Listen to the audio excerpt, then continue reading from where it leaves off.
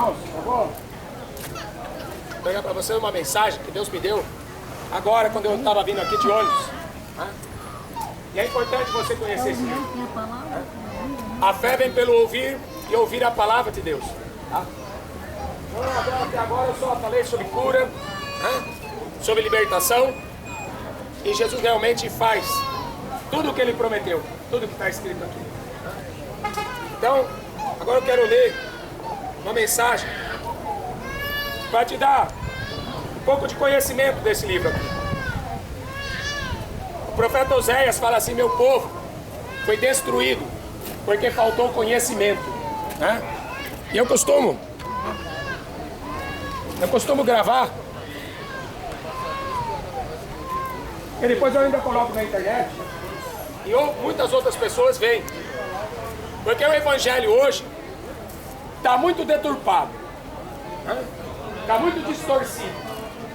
Estão pregando para ganhar dinheiro, estão pregando para oferecer dinheiro, e evangelho se oferece salvação. Então é importante a gente conhecer, para a gente não ser enganado. Hebreus capítulo 10. Tendo, pois, irmãos, ousadia para entrar no santuário, pelo sangue de Jesus, pelo novo e vivo caminho que Ele nos consagrou, pelo véu, isto é, pela sua carne, tendo um grande sacerdote sobre a casa de Deus, cheguemo-nos com verdadeiro coração e inteira certeza de fé, tendo os corações purificados da má consciência e o corpo lavado com água limpa. O corpo lavado com água limpa, a água é a palavra de Deus. Jesus fala que é a sua palavra. Ele fala assim: santifica-os na verdade. A tua palavra é a verdade. Lavados pela água, que é a palavra de Deus. Retenhamos firmemente a confissão da nossa esperança, porque fiel é o que prometeu. Consideremo-nos uns aos outros para nos estimularmos ao amor e às boas obras, não deixando a nossa mútua congregação, como é costume de alguns, antes admoestando uns aos outros, e tanto mais quando se vê que vai se aproximando aquele dia.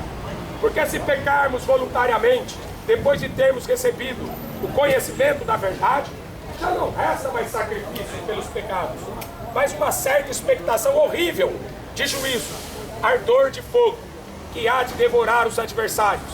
Quebrantando alguém a lei de Moisés, morre sem misericórdia, só pela palavra de 2 ou 3 testemunhas.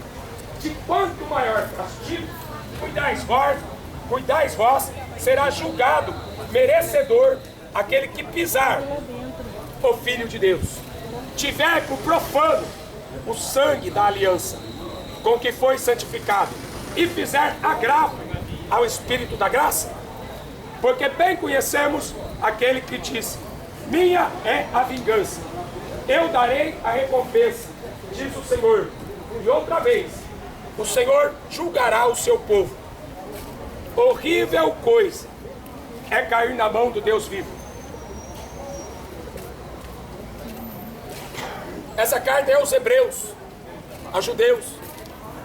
E aqui não tem o autor, mas eu acredito que foi o apóstolo Paulo, como a maioria acredita que foi ele que escreveu.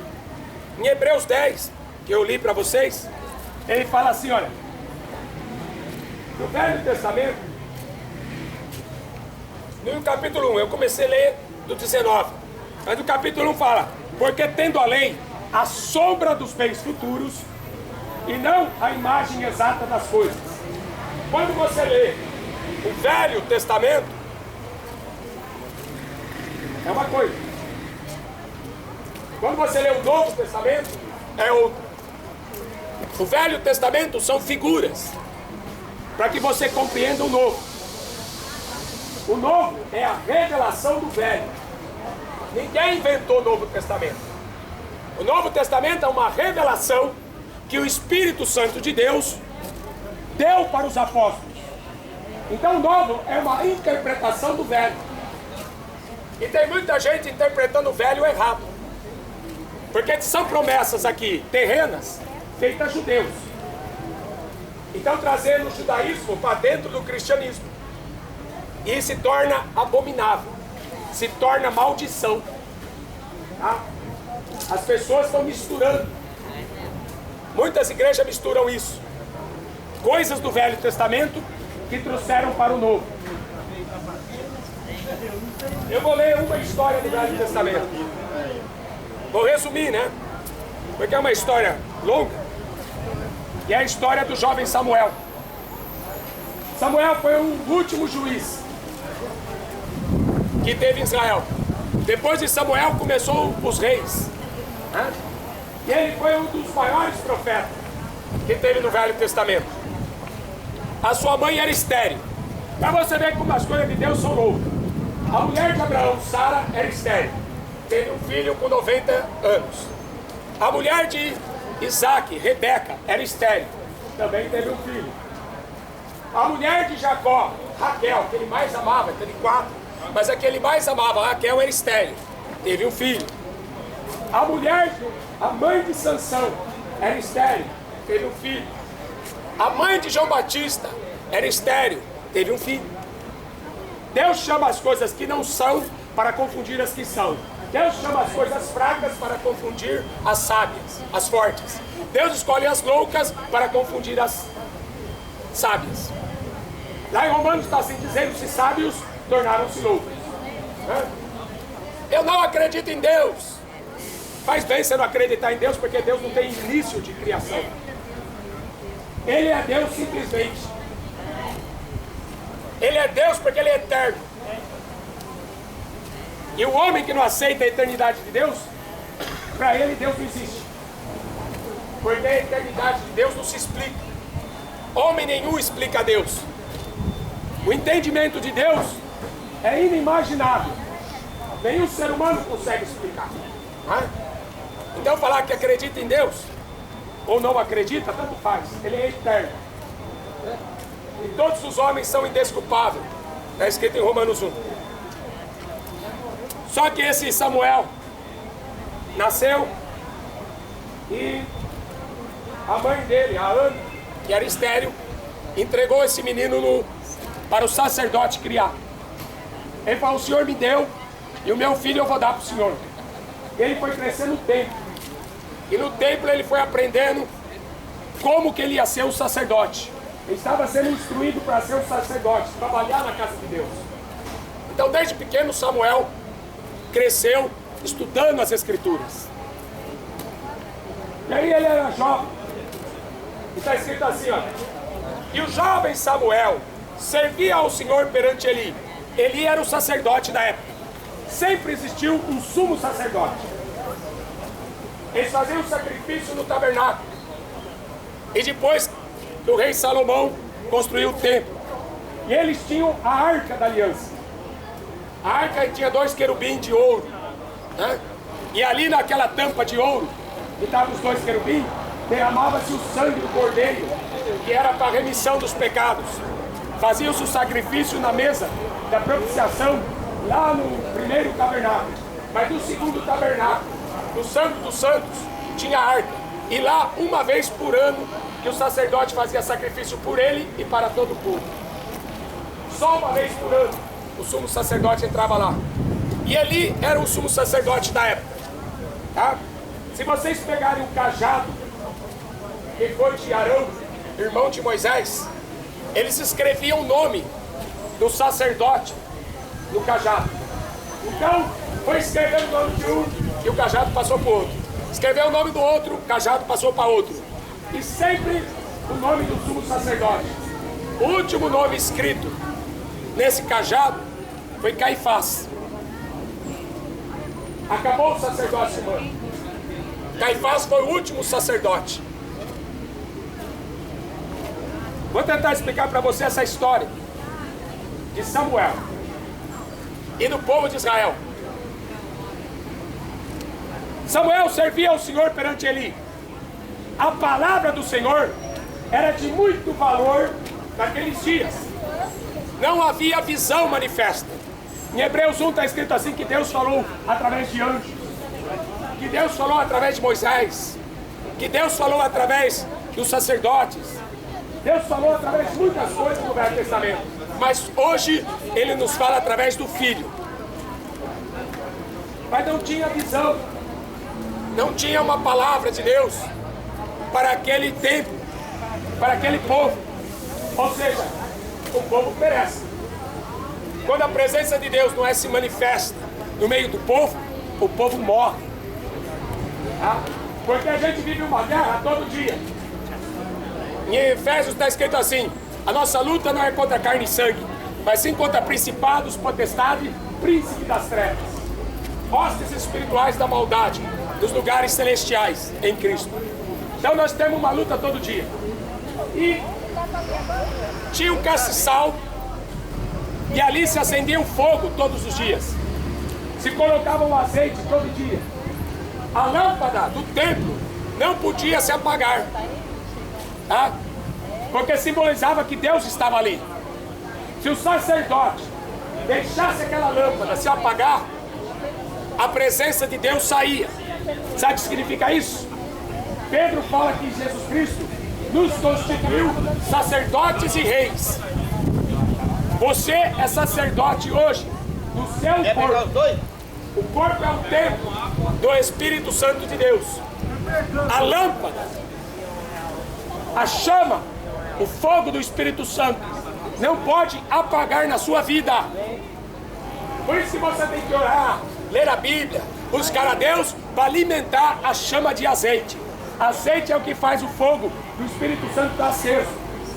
Isso lá no templo de Samuel está escrito assim: antes que a lâmpada se apagasse no templo do Senhor, aonde estava a arca, a presença de Deus, o Senhor chamou a Samuel. Deus apareceu no quarto de Samuel e falou assim: Samuel, Samuel. Ele não conhecia o Senhor, está escrito assim. Ele não conhecia o Senhor. Ele levantou, foi até o sacerdote. O Senhor me chamou? Eu não. Vai deitar dormir. O Senhor nos chamou outra vez. Samuel, Samuel. Por que Deus chama duas vezes? Quando Deus falou com Moisés, Ele falou: Moisés, Moisés. Samuel, Samuel. Saulo, Saulo. É que é para você não ter dúvida. Será que sou eu mesmo? Ele conhece as estrelas chamando pelo nome. Ele te conhece pelo nome. Ele fala: eu tenho o seu nome escrito na palma da minha mão. Ele chama por duas vezes para você não ter dúvida que Ele está falando com você. Aí ele chamou de novo, ele foi para o sacerdote. O Senhor me chamou? Não. Vai dormir. Ele voltou a dormir. O Senhor foi lá e chamou ele pela terceira vez: Samuel, Samuel. Aí quando ele foi ao sacerdote, o sacerdote entendeu. Mano, se não é eu que estou chamando ele, só está nós dois aqui, só pode ser o Senhor. Deus só falava no Velho Testamento com profeta, com sacerdote e com rei. Deus não falava no Velho Testamento com qualquer um. Então Deus tinha que falar com Eli, que era o sacerdote. Só que esse sacerdote, ele estava em desobediência a Deus. Ele via os seus filhos roubando dentro do templo. Ele via seus filhos se prostituindo com as mulheres dentro do templo. E ele não falava nada. Então Deus não pode falar com aquele homem, porque ele está deixando a casa de Deus ser abandonada por ladrões. E não está fazendo nada. Então Deus colocou Samuel dentro daquele templo para ser um sacerdote. Então ali Deus foi falar com Samuel, que a Bíblia fala que ele crescia diante do Senhor.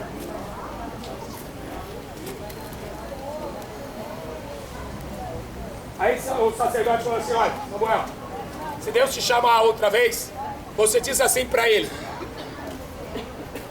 fala, porque o teu servo ouve. Muita gente fica dando tanto crédito para Maria, mas entenda uma coisa: você é igual a ela. A Maria, quando o anjo se apresentou para ela, falou: tu és uma bem-aventurada, porque ela foi escolhida. É Deus que escolhe, não é nós que escolhemos ele. O João 15 fala assim: É Ele que vos escolheu e vos nomeou para que vades e deis fruto, e vosso fruto permaneça. E aí a Maria falou para o anjo: eis aqui a tua serva, cumpra-se em mim a tua vontade. O meu espírito se alegra em Deus, o meu Salvador.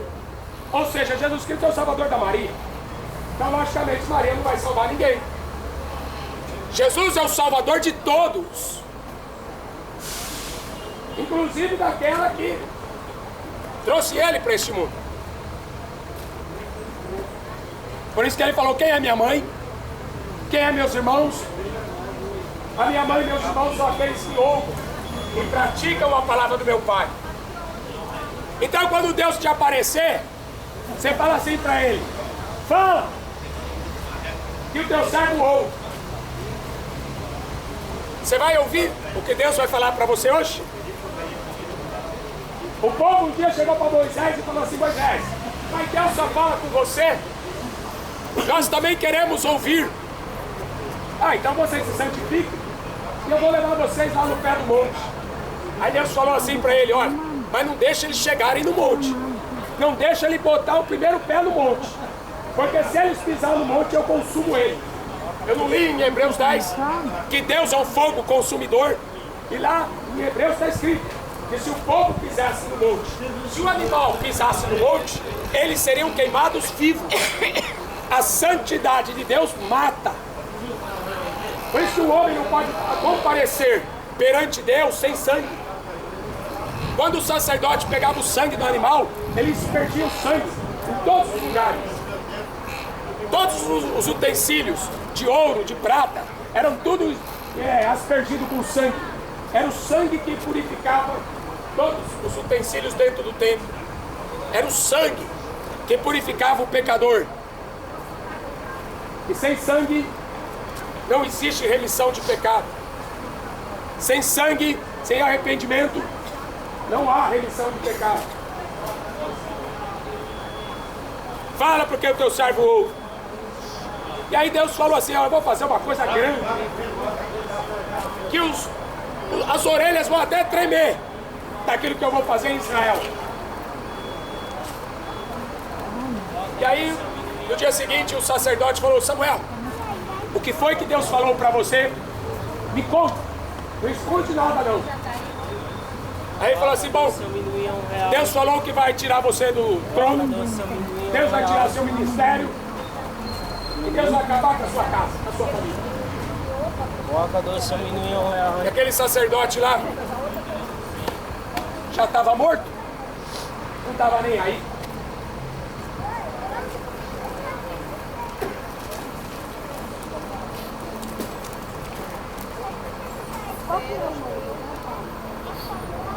Deus pegou os filisteus e levantou os filisteus para fazer guerra contra a nação de Israel. Qual era o hábito deles, o costume deles? Olha, a gente está perdendo a guerra. Vamos pegar a Arca da Aliança. A Arca da Aliança era a presença de Deus. Vamos pegar a Arca da Aliança e vamos levar ela para a guerra. Quando os filisteus viram o barulho de festa que os judeus estavam fazendo, porque a Arca da Aliança estava com eles, olha como a coisa era mais complexa do que se imagina. Para carregar a arca, era só sacerdotes. Eles davam 6 passos e faziam sacrifício. Davam mais 6 passos e faziam outro sacrifício. Dava mais 6 passos e fazia outro sacrifício. Para você ver que andar com Deus não é tão fácil como as pessoas imaginam. Você tem que temer a Deus e guardar os seus mandamentos. Paulo fala assim em Coríntios capítulo 11, que a ceia do Senhor estava sendo participantes dela pessoas que não respeitavam, né?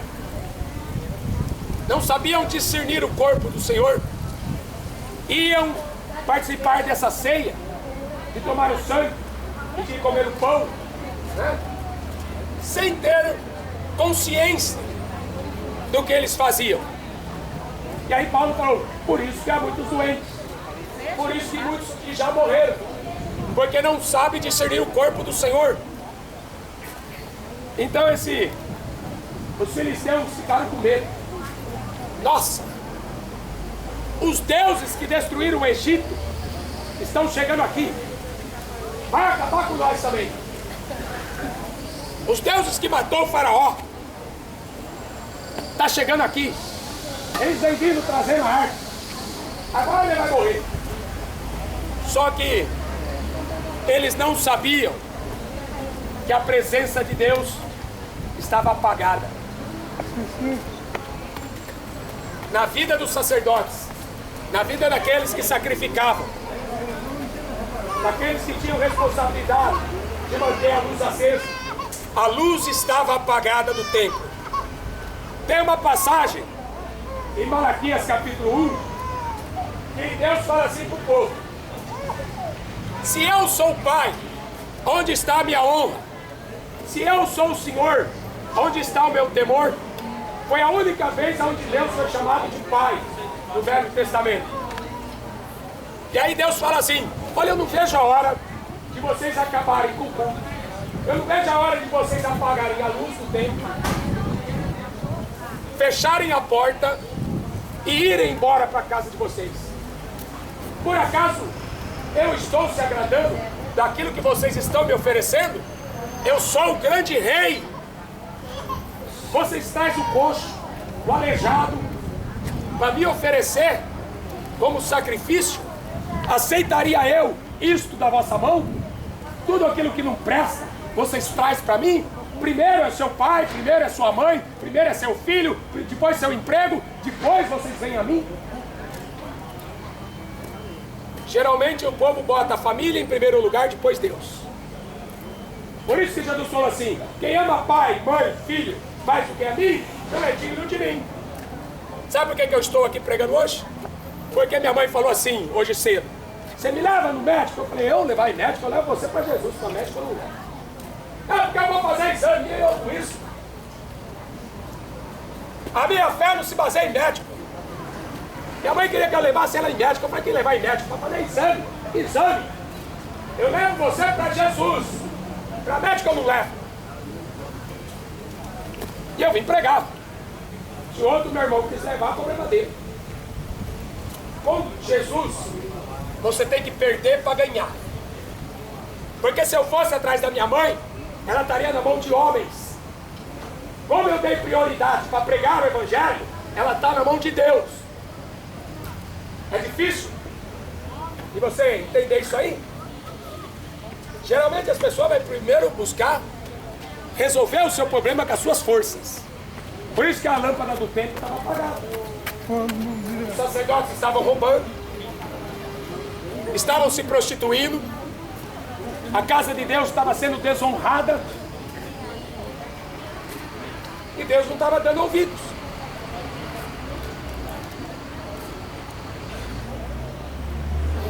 Os filisteus ficaram com medo. Ai de nós! Esses são os deuses que feriram os egípcios com todas as pragas no deserto. É, filisteu, vamos lá. Nós não vamos servir de escravo aos hebreus. E eles foram para a luta. Só que Deus já tinha avisado que sem a presença dele, eles iam morrer. Sabe o que aconteceu com o povo? O povo foi para a guerra e morreu.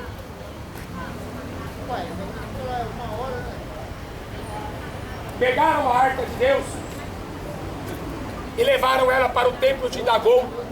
Dagom era um deus, metade peixe, metade homem. Levaram para a casa de Dagom a arca de Deus. E milhares deles morreram na guerra. Aí um homem voltou correndo e foi contar para o sacerdote. Aí contou para Eli: Eli, o senhor não sabe o que aconteceu. Nós perdemos a guerra e a arca de Deus foi levada. Ele estava sentado na cadeira de balanço. Quando ele caiu para trás, bateu a cabeça e morreu. apareceu a nora, grávida. Ah, a senhora não sabe o que aconteceu. O seu pai bateu a cabeça e morreu. O seu marido estava lá na guerra carregando a arca, morreu. A arca de Deus foi tomada. Quando ele falou assim, a arca de Deus foi tomada, essa mulher que estava grávida, ela deu a luz e morreu. O nome do filho dela chama Icabod, que significa, foi-se a glória de Israel. Acabou a glória de Deus no meio do povo de Israel. Entendeu o que o pecado do povo fez? O pecado de deixar a lâmpada do templo se apagar, de não levar em conta a santificação. Por isso que em Hebreus está escrito assim: segui a paz com todos e a santificação, sem a qual ninguém verá o Senhor. Não sabeis vós que sou do templo do Espírito Santo de Deus? E aquele que destruir o templo do Espírito Santo de Deus, Deus o destruirá. Seja santo como é santo vosso Pai. Seja perfeito como é perfeito vosso Deus. Devemos andar como Jesus andou. Acabou-se a glória de Israel. O sacerdote morreu, a arca foi levada para o templo. O que o inimigo vai fazer com a arca de Deus? A arca de Deus é para o povo de Deus. A presença de Deus, o diabo não pode fazer nada com ela. Quando puseram a arca de Deus dentro do templo da Dagon, aí escutaram um barulho à noite, foram lá ver, abriram lá a igreja do diabo, foram ver Dagon, que era uma estátua, estava curvada no chão, diante da arca de Deus. Deus colocou até estátua de joelho. Aqui, aí os filisteus chegaram, colocaram aquela estátua de pé de novo, e saíram e foram dormir. No dia seguinte encontraram a estátua sem cabeça, sem mão e sem pé. Olha o que Deus faz até com uma estátua. Tá vendo o que adianta adorar o Deus do futebol? O que adianta adorar o Deus das Olimpíadas? Sabia que eu estava vendo a abertura dos Jogos Olímpicos, e o sujeito que estava narrando, né, a abertura dos Jogos, ele disse assim: eram 5 dias de festa. Era a abertura para homenagear todos os deuses do Monte Olímpico. Aí um dia era em especial, 2 dias aliás, era especial para homenagear Apolo, se eu não me engano. Outro dia era para homenagear Zeus, o deus do céu. O outro dia era para homenagear Poseidon, o deus do mar. Por isso que nos Jogos Olímpicos tem esse negócio de remo, natação. É o Poseidon. É uma homenagem a esses deuses. Por isso que o futebol tem ídolos. O que o Neymar é? Ídolo. Idolatria é pecado de feitiçaria. Por isso que a gente ora e não acontece nada. Porque a pessoa não tem coragem de jogar fora os seus ídolos. A pessoa não tem coragem de se livrar dos ídolos. A idolatria, através de imagem, o apóstolo Paulo fala na carta aos Coríntios, no capítulo 10. O que é o ídolo? O ídolo é alguma coisa? O sacrificado ao ídolo é alguma coisa? Antes digo que as coisas que os gentios, os povos, sacrificam aos demônios e não a Deus. Eu não quero que vocês sejam participantes com os demônios. Não poder beber o cálice do Senhor e o cálice dos demônios. Não poder ser participante da mesa do Senhor e da mesa dos demônios. Ou irritaremos o Senhor. Somos mais fortes do que Ele? Em Mateus 6, 24, Jesus fala o seguinte: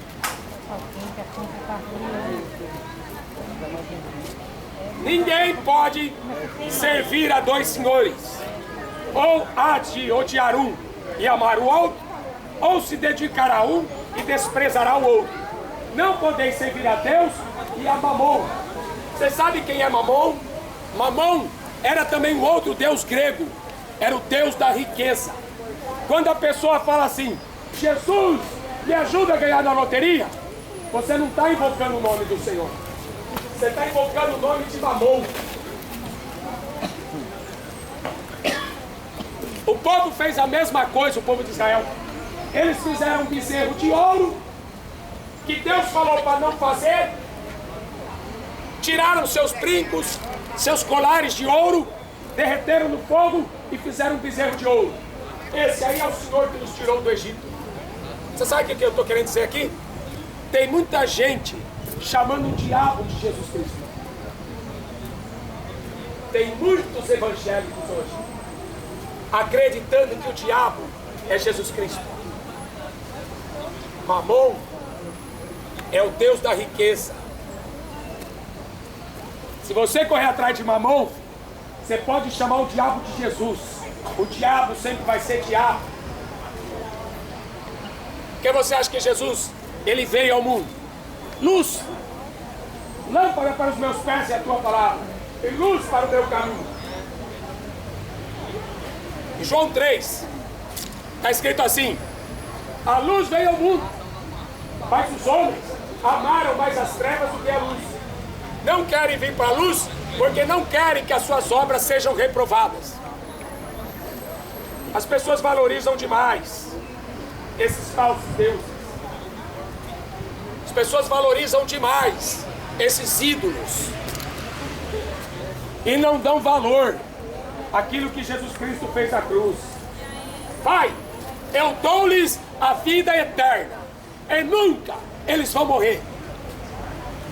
Geralmente você ouve a pessoa falar assim: tem que aproveitar a vida.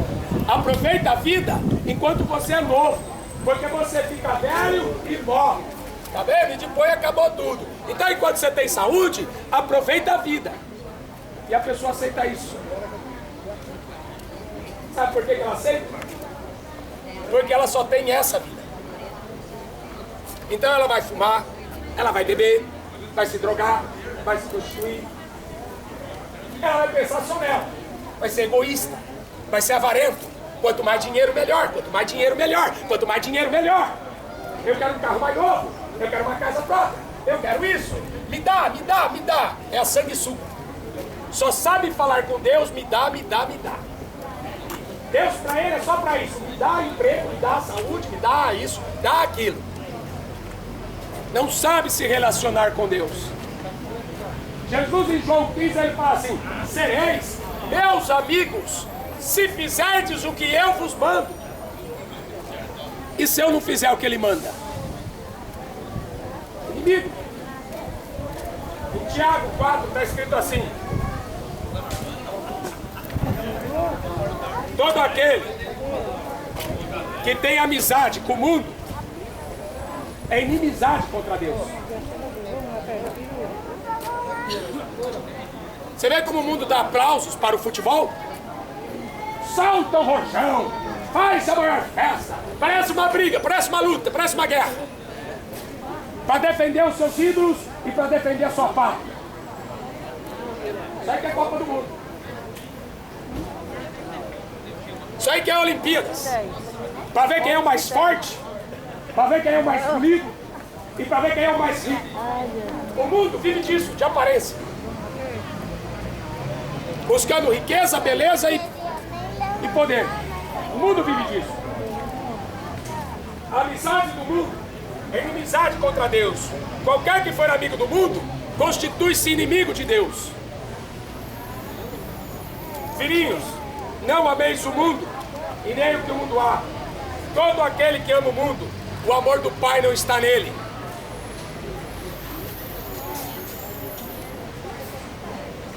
Sabemos que somos de Deus e que todo mundo jaz no maligno.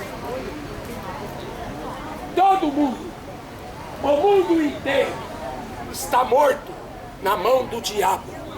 Por isso que está cheio de drogados, A cada segundo morrem 4 ou 5 pessoas. Já pensou? Ó, cada segundo tá morrendo.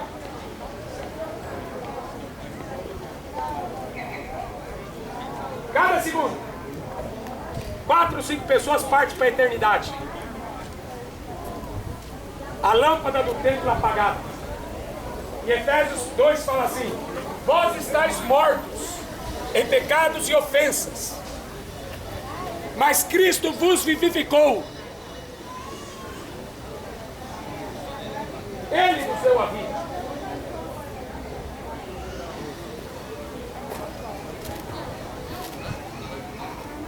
Jesus Cristo veio para desfazer as obras do diabo. Por isso o importante aqui não é ter saúde, como o mundo ensina. O importante não é ter saúde. O importante é ter seu nome escrito no livro da vida. Abriram-se os livros. O livro das obras. Abriu-se outro livro, que é o livro da vida. E foi procurar o nome. Já pensou? Como é que você chama? Não estou encontrando. Seu nome não está aqui. A Bíblia fala que no julgamento o céu e a terra vai fugir da presença de Deus. O céu e a terra que foram testemunhas. Quando Moisés falou assim: eu tomo hoje, Israel, o céu e a terra por testemunhas, que vocês devam escolher entre a bênção ou a maldição.